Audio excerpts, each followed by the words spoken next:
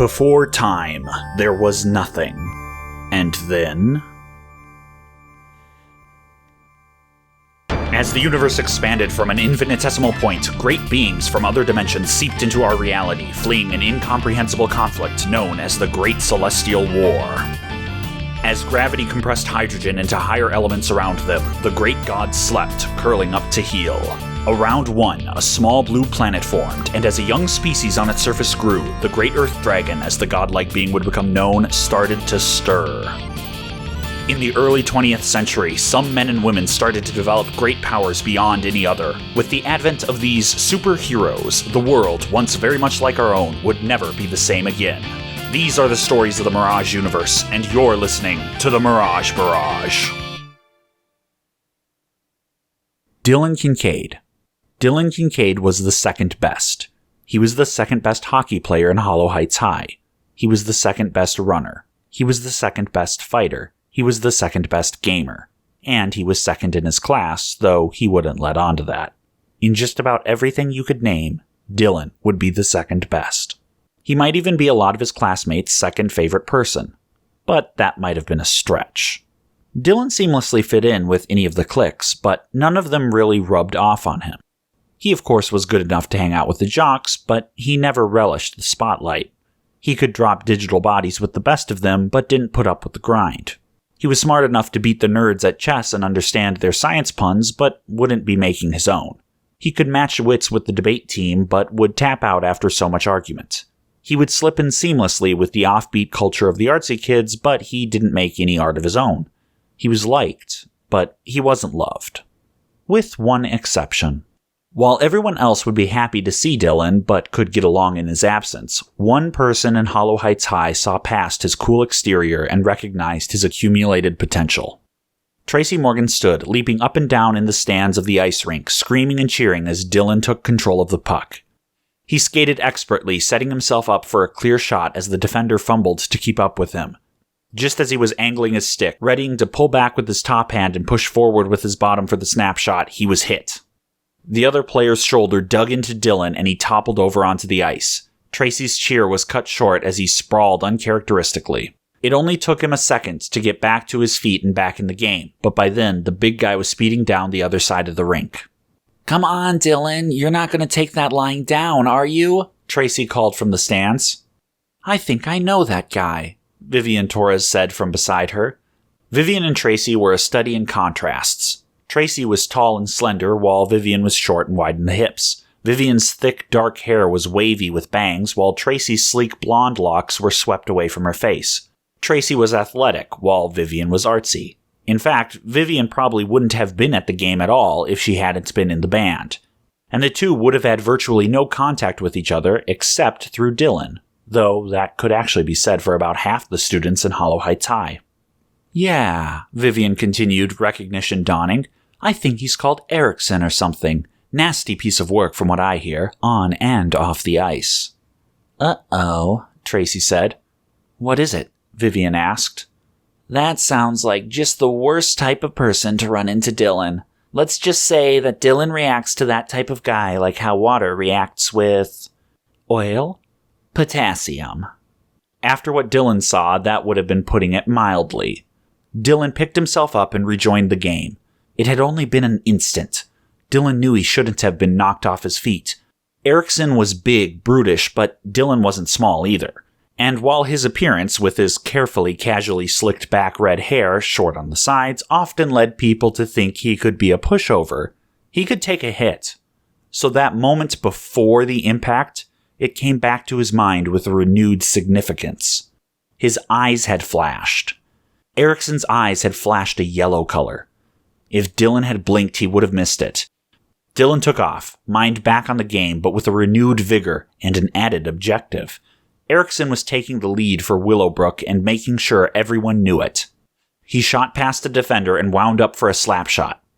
Just as his stick hit the ice, just as the tension built in the blade, Dillon appeared out of nowhere. The puck flew through the air, but the open corridor to the goal was suddenly blocked. Dillon, kneeling on one knee, was struck center mass, sending the puck off course and ruining Erickson's shot. Then Erickson caught Dillon's smirk. Dillon made sure he would. Erickson set off again in a rush, but not before betraying angry annoyance. But that was just the start. Sometime later, as Erickson was taking the puck back towards Hollow Heights' end of the rink, Dillon again blindsided him. He checked Erickson expertly, making sure it was legal, but just a little more painful than usual. "What's your deal?" Erickson managed to spit at Dillon. Dillon managed to pull off a casual shrug that was more infuriating than anything he could have said. "You want to handle this off the ice?" Erickson threatened a few seconds later as he closed the distance. "You gonna show me a good time?" Dillon countered coolly. "Screw you, Kincaid. Why don't I show you stars?" "If you can't hack it in the rink, let's go." Tracy watched the two skating near each other with a knot in her stomach, but they didn't engage, and as the game went on, it almost looked normal. Erickson's swing went wide, and Dillon nimbly stepped aside. He didn't jab back, but kept his feet light and hands up in the loose guard he favored. Nothing fancy, nothing formal. His childhood taekwondo lessons had been subsumed and adapted into his personal flavor of scrapping. The air in the hall cooled everything but Erickson's temper. Dillon stepped closer to the little ledge as Erickson redirected. Dillon glanced around, checking the hall once more. He didn't need to. He had made sure there weren't any cameras or witnesses before the fight had started. Still, it was reassuring. Especially before this. Dillon gritted his teeth, fully aware of the line he was about to cross. He grabbed the empty bottle and flung it at his opponent. Erickson had a split second to get out of the way. If he had just been a little slower, the bottle would have grazed the side of his head. Predictably, Erickson flared up. "What was that?" he shouted, outraged. "You gonna try fighting fair?" Dillon stared back darkly. "It's a fight," he said matter-of-factly, but then he eased up, lightened a little. "But if you need it dumbed down." And he kicked, striking Erickson in the collarbone. Erickson gasped in pain and then doubled his assault. Dillon slid from side to side, weaving out of Erickson's reach. Dillon still didn't see what he wanted. Now and again, he kicked at Erickson's legs, but these were annoying, not devastating blows. "Come on, I thought you were going to teach me a lesson," Dillon said again, skimming the wall. Finally, that taunt did it. Time had worn him down. Dillon pushed him over the edge at last. Erickson's eyes flashed yellow again, and he struck with all of his force. Dillon barely managed to duck in time. Erickson's fist slammed unhindered into the concrete wall, cracking it at the impact point. Dillon slid out from Erickson's arm. His larger opponent was stunned by his own strike, astonished at what he had done.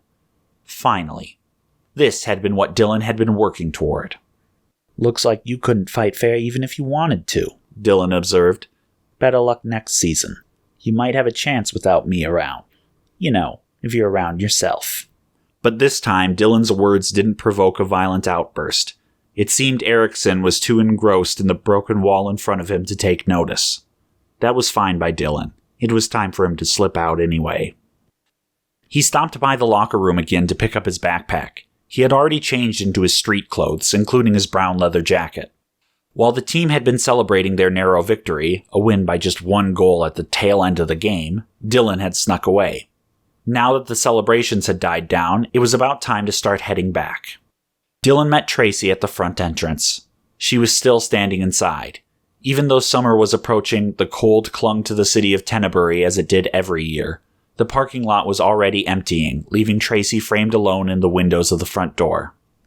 "Missing something?" Dillon asked as he leaned in towards her. They kissed in the dying rays of the sun. "What took you?" Tracy asked. "Just had some extra cleanup," Dillon replied nonchalantly, pushing the door open. They strode outside as Tracy examined Dillon's expression. "Wait a minute, I know that look," she said. "Am I gloating after a big win?" "Not that kind of win," Tracy said, coming to a realization. "You were fighting. Did you fight with that Erickson guy?" "No," Dillon lied as they skirted the few parked cars left. "You did. You can't lie to me." "Hey, I saw you in the stands egging me on." "On the ice," Tracy protested. After a moment, "Did he at least deserve it?" "You saw the game." "You're slipping, Kincaid." "Well, he's a super." "So?" "He's a subtle one, but he knows it now. He can't play with that kind of advantage." "You're getting him kicked out?" "Nah," Dillon said, shaking his head. "I just made him realize what he was.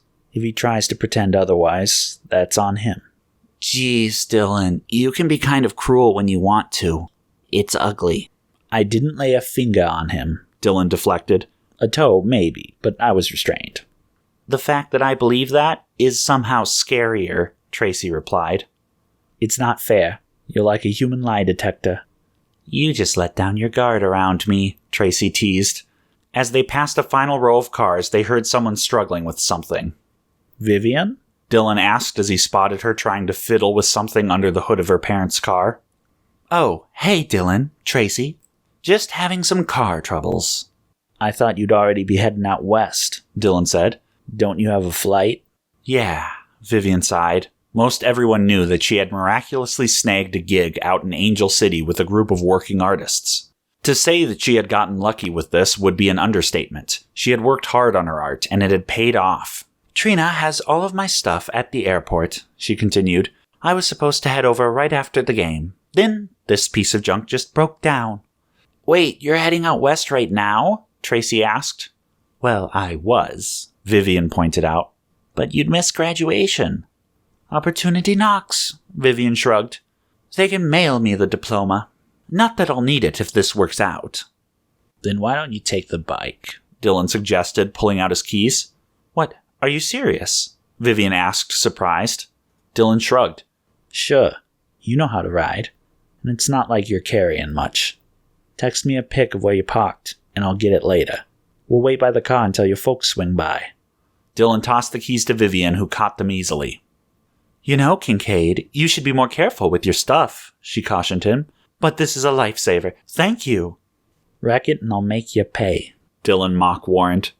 You'll have to track me down first, Vivian retorted. Yeah, so do me a favor and get famous so it'll be easy, he countered. I'll get right on that, Vivian called back as she jogged off towards Dillon's motorcycle. Sorry, babe, Dillon said, turning his attention back towards Tracy. Guess we're stuck here for a while. Funny thing, she replied. You never cease to surprise me. Later, after the Torreses had arrived and made arrangements with their car, Tracy pulled Dillon aside. There's something I wanted to show you, she explained. I thought we'd have time to go home first, but now... Yeah, my bad, Dillon replied, rubbing the back of his neck. It's no big deal, but we better start walking now. And so they set off down the street as the sky became obscured in dark clouds. Soon the two were walking through the bleak tenements of Tennebury. The old gas lamps still present on some of the streets now glowed like miniature moons in the faint light. So, Vivian's not even going to show up for graduation, Tracy said, almost to herself. I heard her say something about that before, Dillon said. She's got a running start. Glad somebody does. You're not looking forward to graduation? Should I? It's the generally accepted practice. Oh, so that explains why I'd be hopping on the bandwagon, Dillon said in slight sarcasm. You can't pull the pointless contrarian card with me. I happen to have intimate knowledge of your opinion of hipsters. So come on, what's the real reason? The skies rumbled overhead. Little droplets started to pluck down on their bare heads. Oh no, Tracy said, but Dillon was already taking off his jacket and wrapping it around her. Hey, wait a minute, she protested. You're going to catch a cold.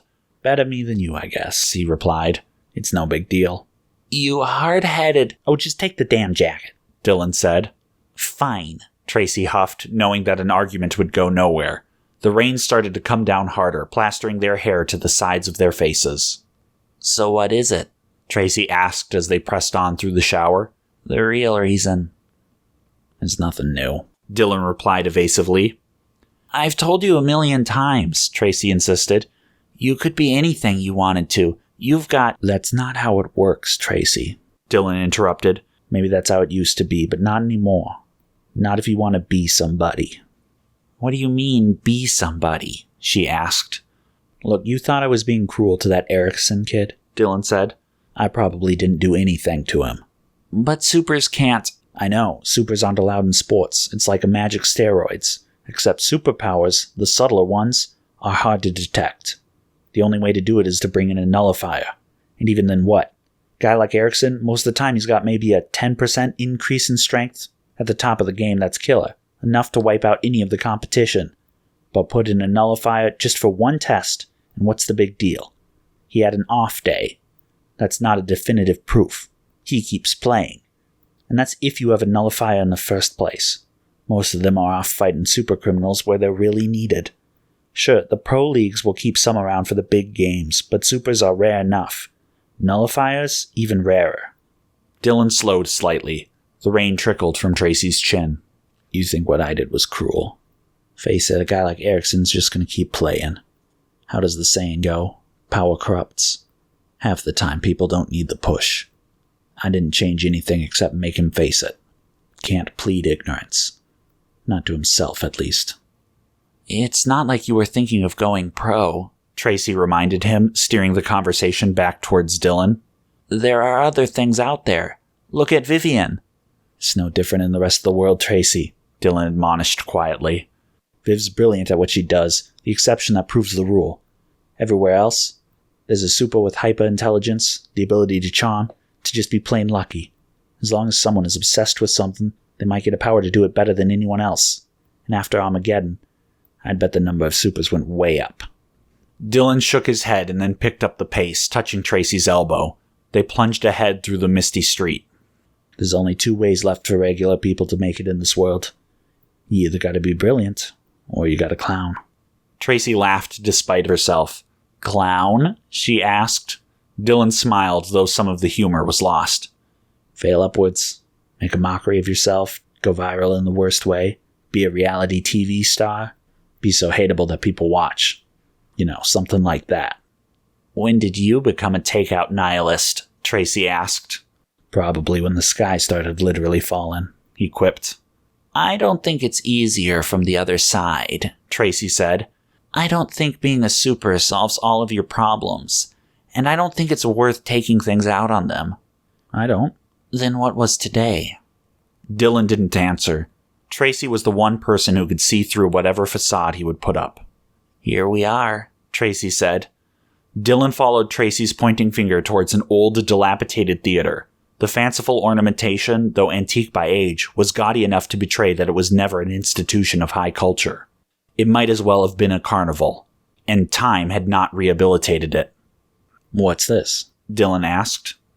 I told you. A surprise, Tracy said enigmatically. She led him into the theater, into the auditorium. It was empty, a little dusty, and smelled a bit like mothballs. Someone seemed to have started some refurbishing based on the fresh paint on one of the walls, but they had done so without much heart. Only one other person was in the large room, leaning over a table on the stage. Full house, Dillon commented. Come on, Tracy said, pulling him up towards the stage. Hi, Tracy, the man, the kid, on the stage said, glancing up nervously from the table. Who's this?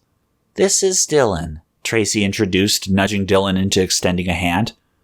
Oh, I'm Briar, he said, taking his hand. Briar had shoved his wild tangle of brown hair into a knot behind his head and looked like he had recently cut down a scraggly beard into something manageable. The impression of Briar's trying to impress was solidified by his magician-esque tucks. I've heard all about you. I hope not, Dillon replied. So, what are we doing here? Briar is testing out a little business venture, Tracy said. Why don't you give Dillon a demo? Yeah, sure, Briar said nervously, but made a practiced gesture towards the chair on the other side of the table. Dillon hesitantly took it. Now that he looked, he saw several blank sheets of large paper stacked across the table. Okay, just relax, Briar said, taking a seat opposite of Dillon. A new confidence was creeping into his voice. Pick a sheet of paper. It doesn't matter which. Just pull it in front of you and stare at it. Dillon glanced towards Tracy, who nodded. He shrugged and did as he was told. He stared at the paper for several seconds. At first, nothing happened. He started to feel like an idiot. And then, something appeared on the paper. Keep looking, Briar instructed, just as Dillon was about to look up in surprise. Dillon hesitated, but then returned his focus to the page. The image began to grow clearer.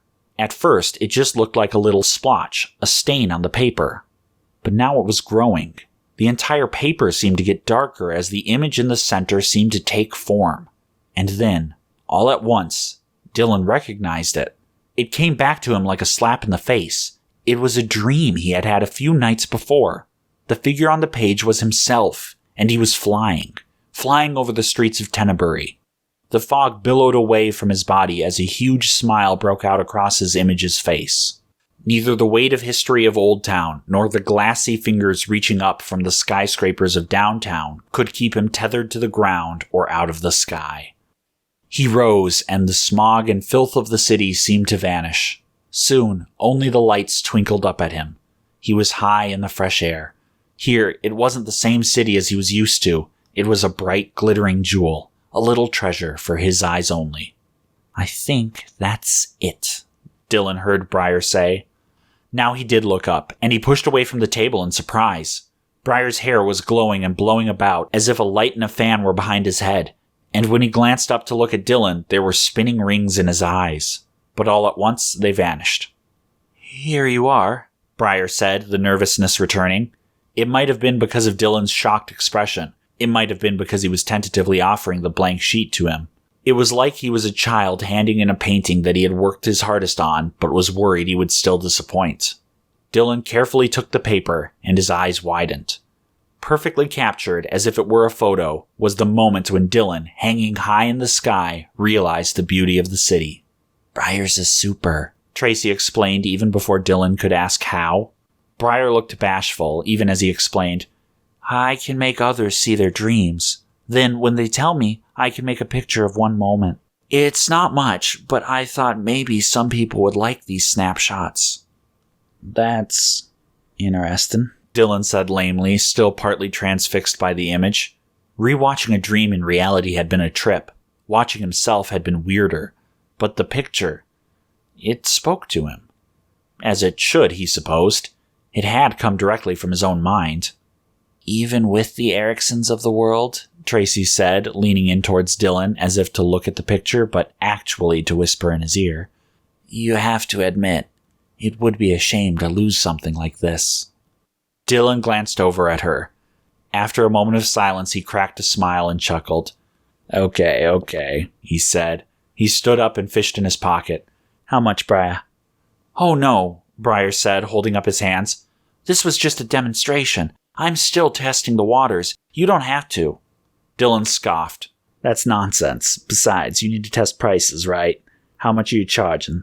Briar, he's gonna make you take the money one way or another," Tracy said, shaking her head. "Just name a price." When they had finally taken care of the fee, Dillon relaxed, and Briar came out of his shell a little more. It was clear he wasn't a natural salesman. Dillon immediately clocked him as the sensitive, artistic type. "So what made you want to do this?" Dillon finally asked. "Aside from the power, of course." "Well, I was short on options," Briar confessed. "How so? I can imagine plenty of uses for something like this. Psychotherapy, recovering lost memories." Briar shook his head. "It doesn't work on memories, just dreams. And therapy? There are tons of restrictions on using psychic powers for therapy. It's just asking for a lawsuit to try. Given what I can do versus what I'd risk, it's not worth it." "Okay," Dillon said, considering that. "Psychic powers are especially heavily regulated," Tracy added. "Invasion of privacy and all of that. It's still controversial even in law enforcement. Psychurge only got away with it because of that helmet visor thing that he had, and people still objected to it." "But the business is fine?" Dillon asked. Briar shrugged a little. "I have to work with some lawyers to come up with a good waiver, but the risks are pretty low. It's just making pictures. If I get enough business, hopefully I can offset any potential lawsuits." "Geez, you'll get sued for just a picture?" "Maybe not, but I have to be prepared. And even a baseless lawsuit can cost money. I'm classified as a psychic, registered and everything. There's a risk there." "So why not find something easier? You don't have to do something with your power. It could be your special perk, not the main attraction," Dillon suggested. He tried very hard to ignore the look Tracy was giving him. He knew that she was thinking back to his earlier rant about making it in the world. "Like I said, I'm registered," Briar said bitterly. "Sure, my power has virtually no way to cause harm, but any company that would take a chance on me also has to be prepared. There's insurance and special accommodations from HR. They have to worry about if everyone will accept working with a super, and each super is unique, so that's a unique problem to solve. It's not easy to find someone willing to take on that kind of burden or risk when you could just hire someone normal. Briar looked away for a moment. Dillon shot Tracy a stop-it look that convinced her to drop her I told you so expression. Well, I think you've got a winner here, Dillon said, tapping the paper Briar had created for him. Think so? Briar said, unsure. Oh yeah, Dillon replied reassuringly. There are countless self-absorbed people out there who would leap at the chance to show off how deep their inner mind is. New agey housewives, pseudo-intellectual streamers, hipster psychologists, and genuinely curious people, Tracy put in, cutting short Dillon's diatribe, but Briar had started laughing. Hey, thanks. Glad you liked what you saw. Hope you'll come back when I really get things started. Sure, Dillon said easily. I can put out the word to some people if you'd like. Good news is you're the only business in town. Soon you'll have to start worrying about the feds trying to break up your monopoly. Briar laughed again. I just can't catch a break, he joked. But what's a super to do? You either make your own way, or you become a clown, a new voice jeered. Dillon spun on his heels, fight or flight kicking in immediately. He spotted the 3 intruders. Supers. And not pretty ones. The first man was a little short, but had a big presence. He glowed from several points like a neon sign. He was wearing headphones and had a slab of glass over his eyes which displayed bright glowing text. Rave Star, it was saying now. But the odd fashion only partly distracted from his deformity. He had no mouth. Only a series of vertical lines, or one tube twisted into those lines. It glowed bright neon pink and then merged seamlessly with his skin. His hands also seemed to glow with that same light at the fingertips. The second figure was extremely tall, at least 7 feet, and his body was large. It was round but puffed out at the chest. His limbs were impossibly spindly, and his arms were far longer than they should have been, reaching his knees when held limp. And he also lacked a human face. Instead, his pitch-black head featured 2 glassy bug eyes and a long mosquito-like nose that pointed out and down, reaching halfway down his chest. Whereas Ravestar was wearing relatively normal streetwear, albeit with notable pastel highlights, this mosquito was dressed in shabby tails and a top hat. And then there was the third figure. He couldn't have been much older than Dillon or the others. At first glance, he was normal, especially compared to the other 2. But looking closer, he too had features that betrayed his super nature. Mostly, the eyes. His slightly slanted eyes were pitch black, glassy, alien. There weren't many other signs of his power, but there were strange things about him. His black attire was shockingly plain, as if stripped of any significant identifiers. And he was puffing a cigar, whose smoke was tinted a sickly green. It soon became apparent that it had been Ravestar who had spoken. The 3 stalked down the rows of seats towards the stage, but it was the neon-faced super who spoke. Putting on a show for the mundanes, he asked disparagingly. Who are you? Briar asked. What do you want? I want to know why you think you can be a sideshow sellout, Ravestar repeated. What? Briar said, baffled. I'm just trying to get by. This time it was the man with the black eyes who spoke. You're selling your talent, your gift. You're making a mockery of supers, pandering to mundanes who would just as soon toss you in a ditch. You were given an opportunity. I don't want to join any organization, Briar said, choosing a diplomatic term. You don't want to be super, Ravestar accused. Some of us don't get to make that choice. I'm registered just like everyone else, Briar protested. Dillon wasn't following the argument. He could see in the way these supers walked that they didn't come to talk. He grabbed Briar's arm. Is there a back way out? He hissed. Yeah, Briar whispered back. It's just... Rave, the man with the black eyes prompted. Ravestar raised a finger and pointed it above Dillon and Briar's heads. A beam of energy, looking just like a neon light, shot from the fingertip. It slashed through something above their heads, and then, with a crash, rigging fell to the floor behind them, cutting off their escape. Wait a minute, Briar said, starting to panic. Stay back, Tracy said, phone to her ear. The cops are already on their way. Then we'll be quick, the man with the black eyes said, and they leapt onto the stage. Dillon immediately went into action. The man with the black eyes was closest. Dillon stepped in and struck quickly. The blow landed in the man's chest, but the breath wasn't knocked from him. No, despite still puffing on the cigar firmly clenched between his teeth, the man recovered and then took his own fighting stance. He was good, but not great. Dillon was clearly better. But as he had said to Erickson earlier, this was a fight. There weren't rules. The man pulled out a blade. Step back, he said threateningly. Dillon took the moment to assess the situation. Ravestar was closing in, trying to slip past Dillon and get to Briar. Briar, it was clear, couldn't fight, and was dithering on what to do. Meanwhile, the mosquito was pushing past Tracy. Tracy stepped in front of him. No, stay away from him, she commanded. The mosquito remained silent but raised his long stick-like arm. He slapped Tracy away, slamming her into the floor. No, the man with the black eyes rebuked. Just as he did so, Dillon stepped over to intercept Ravestar. His stomach churned at the sight of Tracy being struck, but the glowing super had left himself open, and the other two were distracted. Dillon slammed his palm into Ravestar's jaw, and he stumbled. Dillon didn't wait any longer. He pivoted and charged back towards the mosquito. He jabbed his fist into the super's huge torso and immediately followed up with another and another hit. The mosquito seemed strangely resistant to the strikes. He kind of bounced, as if you were a leathery balloon. Dillon adapted. He swept the mosquito's legs. The balloon-like torso didn't float. He collapsed to the floor quite nicely.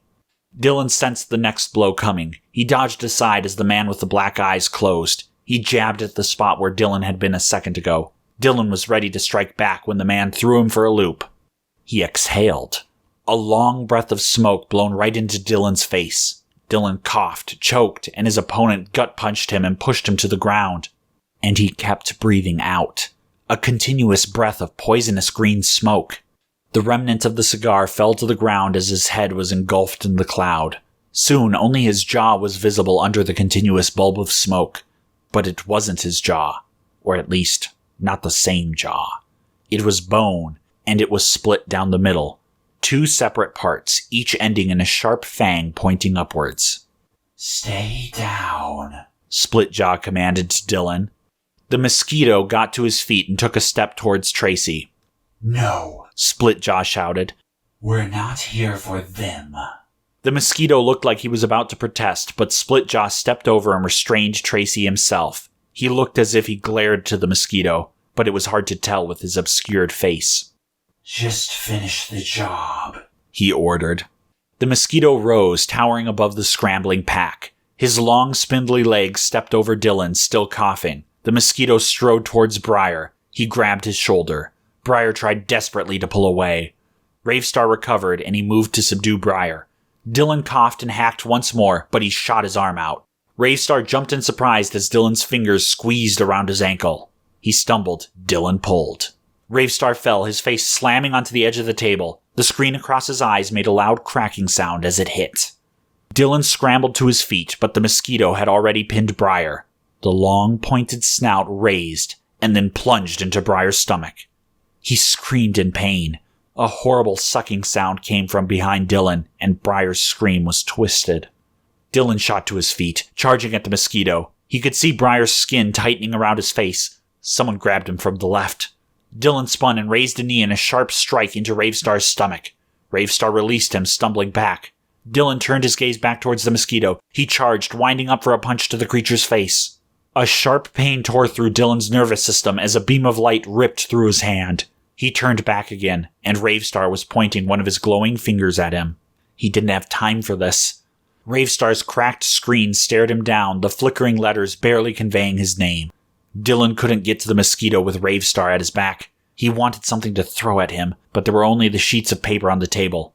He tossed them into the air as some form of distraction and barreled towards Ravestar. Ravestar's electric beams burned through the papers as he hit one of Dillon's legs. Dillon wiped out as his left leg stopped working. Ravestar stepped back as the smoldering papers scattered to the ground. Briar's screams were wilting as the mosquito continued to suck out his innards. Tracy was shrieking. Splitjaw was saying something soothing to her. Dillon felt as if the wind had been knocked out from him. His leg still wasn't working right. Ravestar took out a small, glittering ball. It was a baseball-sized disco ball. For a split second, Dillon was confused by the bizarre image. He wondered if he wasn't still back looking at one of the dream papers, but pain brought him back to reality. Ravestar held the disco ball at the tips of his fingers and held his hand above his head. The palm of his hand began to glow with that same pink neon energy. All at once, the energy shot up and out. It struck the reflective surface of the disco ball and fractured into several smaller beams, all reaching out towards Dillon. Dillon clenched his fists. He felt the anger boiling up inside. He heard Tracy whimpering, Briar's dying screams. He channeled the anger as he had before. He would push off the ground. He would dart in between the beams. He would tackle Ravestar. A beam sliced through his right arm just as he stood up. He watched in stunned disbelief as his forearm fell away from him, as it hit the floor. He could still feel his clenched fist. Ravestar turned the disco ball again. The beams spun around Dillon, and he felt himself stumble. He couldn't feel his leg. The beams turned. He couldn't feel his other leg. Dillon reached out with his remaining hand, and then that was cut off as well. Dillon stared, his mind blank. Rave, we weren't here for the mundanes, Splitjaw reprimanded. The wounds are cauterized. He won't die, Ravestar replied. Sirens echoed in from outside. Hat? Splitjaw asked. The mosquito pulled out the pointed nose. Briar slumped to the side. It's finished, The mosquito said, speaking for the first time. Then we're gone, Splitjaw said. The three left so suddenly, slinking into the shadows so swiftly, that it looked like they vanished into thin air. Tracy ran up to Dillon. Dillon didn't hear a thing she was saying. He was staring at the stump where his arm used to be. Pain. Are you sure he's in the right mind for this? His hand was clenched so tightly. He has a cold, not a psychiatric condition. It hurt. Dillon, I'm right here. He was still clenching. Dillon, I know you're awake.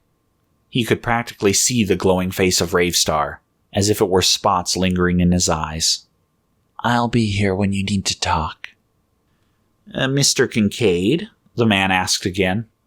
Dillon snapped out of his reverie. The man was standing at the foot of his hospital bed again. He was a businessman, but a younger one.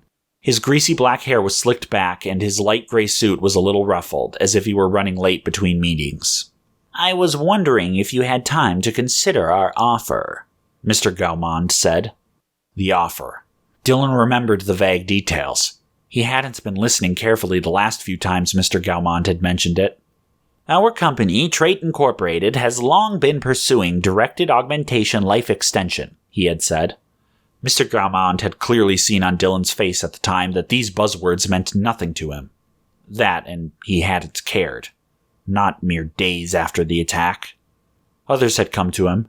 Half the class had visited. The entire hockey team. The band kids. The art kids. The geeks. Even some of the troublemakers stood in the room awkwardly for a time. Dillon hadn't reacted to any of them. Some part of him could recognize the gesture of kindness, but it couldn't bridge the gulf to his despair. All of their words felt hollow. He knew all of them, but they didn't know him. He had never let them, and he didn't need the distraction now. There was just agony and an empty void which was the future. Mr. Gaumond thought he could address that void. Trait has a license to reverse engineer some of the alien remnants from the Battle of Armageddon, he had continued. Specifically, the cyber soldiers of the usurpers' armies and their prosthetic enhancements. We've made great progress in reverse engineering their technology, and we are moving to the testing phase. We would like to offer you a place in one of these test groups. Dillon hadn't processed that at the time. He hadn't responded. Now, days later, as he was sniffling and coughing, Mr. Gaumond was asking yet again. You want to give me robot arms? Kincaid asked. That's a bit of an oversimplification, but basically yes, Gaumond nodded. We can provide prototype limbs, provided you're willing to take the risk. You'd be part of the test group. There's no guarantee these... What's the cost? Dillon interrupted. Trait would front all the cost, Gaumond explained. There would be no... Do it, Dillon said. Mr. Gaumond looked surprised. Are you sure? You can take all the... Just do it, Dillon ordered. If you just sign these papers, we can get started right away, Mr. Gaumont said, dropping the salesman charisma. Dillon scrawled out his signature in an instant. Gaumont hadn't lied. They were wheeling Dillon's bed towards the operating room within an hour. Dillon didn't care. He wanted it over already. He was alone as they transported him. His father wasn't there. Tracy wasn't there. And he didn't care. They brought the bed into the operating room where masked doctors were scattered about. One walked in with a sealed metal chest, and for a second, Dillon caught a glimpse of a man in the hallway. He wasn't a doctor. He was dressed plainly and was gazing into the room with an unreadable expression. Actually, Dillon couldn't even see his eyes. The man was odd-looking, to put it politely. His eyes were hidden beneath a protruding, swollen brow and forehead, and something was odd about his lip. It looked like the skin was burned or deformed, pulling at the right side. His wrinkles made it hard to tell if there was anything else odd about him. He was an old man. Dillon only got a brief glimpse of him before the door closed again. The doctors put the metal crate in the corner, and they administered the anesthetic. The thing was, Dillon could still feel his hands. He never lost that feeling. From the moment that the beam had cut through his arm to after the surgery, he could always feel the clenched fist. His hand painfully clenched, incapable of relaxing, because it wasn't there. His fingers were still clasped in anger on the floor of an old theater. Now, he had 2 hands on each arm. It was night. He was back in his room. It was painted in black and blue. Someone was slumped in the corner, asleep on the chair. Dillon was wired up to IVs and sensors. Wires trailed from his metal limbs to the dim monitors. Dillon lifted his right arm for the first time. It responded instantly, intuitively. He turned the palm towards and away from his face. He fanned the fingers. He didn't feel any of it. His real fingers were still clenched. The figure in the corner stirred. Dillon's eyes stayed firmly on his new metal appendage. "Dillon?" his father asked. His voice sounded as ragged as ever. Dillon didn't react. "I'm sorry I wasn't there for the surgery," he went on, blinking some of the sleep from his eyes. Dillon closed his fist and opened it again. It didn't feel open. "How are you feeling?" his father went on. "Are you sure this was the best idea?" Dillon clutched at thin air, and he squeezed. He couldn't feel how tightly the metal fingers could press. Did they say how much this would cost?" Dillon squeezed tighter. "Dillon?" He could almost hear the metal start to squeal, to pop. "Dillon!" He snapped back. He released, and the pain vanished. He felt his hand unclench. The ghost vanished. The sensation melted away. Only the emptiness remained. He waited for the pleasure of relief, but it never came. The smallest satisfaction, an illusion created from the removal of the hot iron, was all he got. There was no pleasant return of peace, no feeling of everything being at ease. There was only hollowness. He was the ghost now. He saw himself. In his mind, he pictured himself standing at graduation, metal limbs gleaming in the sun. He pictured the black fingers stroking Tracy's hair, feeling nothing. He saw himself being barred from a new team. He had an unfair advantage. He saw rejection, absence, defeat, disappointment. None of it had to be. None of it was guaranteed to be. But he couldn't summon the will to fight it. And it was more than that. He didn't even feel the fullness of the loss. He was cold. He saw the man with the neon in his face. He saw the electric beams. He saw the green smoke engulfing a skull. He saw evil, red, glassy eyes. But mostly he saw the neon. A freak from the sadistic circus. He saw himself reaching out, the black fingers stretching towards Ravestar, grabbing his throat, tightening once more. His heart beat. Warm blood flowed again. "Dillon?" his dad repeated again. Dillon turned towards him. He carefully examined the expression of concern. Dillon relaxed his new arm on the bed. He carefully leaned back, appearing at ease. With perfect self-control, he eased the muscles in his face and assumed an expression natural to this time of night. "Go back to sleep, Dad," he said. After several minutes, he slowed his breathing. His dad finally leaned back, and soon, his chest too was rising and falling evenly. Only then did Dillon close his eyes. Just what has Dillon Kincaid become? What has he set off to do, and how far is he willing to take it? And with his new mechanical limbs, just what is he capable of? His slide into darkness, or his recovery? Which is next on the Mirage Barrage?